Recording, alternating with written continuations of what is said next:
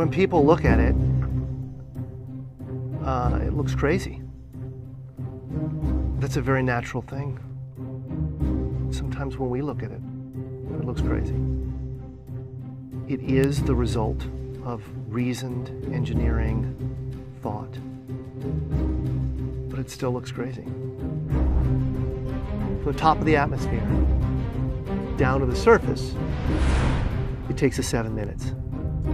It takes 14 minutes or so for the signal from the spacecraft to make it to Earth. That's how far Mars is away from us. So when we first get word that we've touched the top of the atmosphere, the vehicle has been alive or dead on the surface for at least 7 minutes.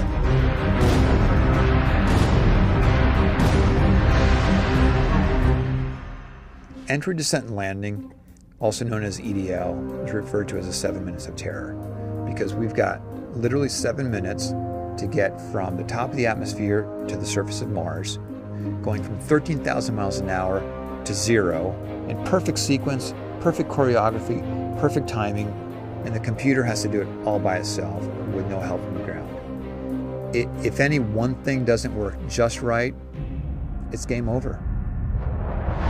We slam into the atmosphere and develop so much aerodynamic drag.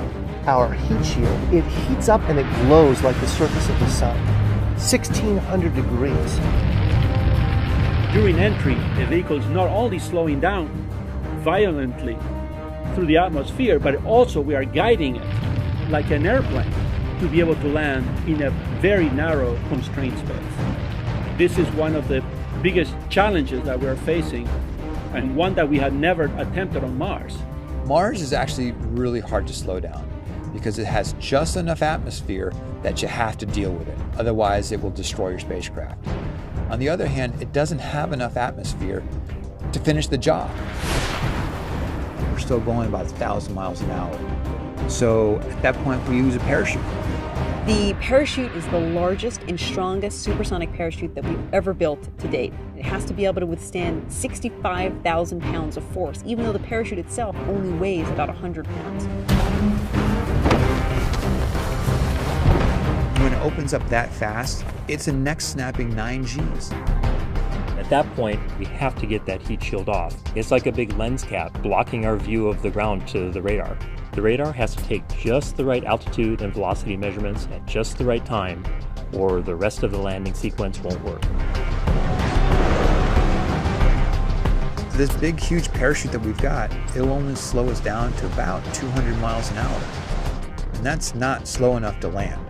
So we have no choice, but we've got to cut it off and then come down in rockets. Once we turn those rocket motors on, if we don't do something, we're just going to smack right back into the parachute. So the first thing we do is make this really radical divert maneuver. We fly off to the side. Diverting away from the parachute, killing our horizontal velocity and our vertical velocity, getting the rover moving straight up and down so it can look at the surface with its radar and see where we're going to land. And we head straight down to the bottom of a crater, right beside a 6-kilometer high mountain.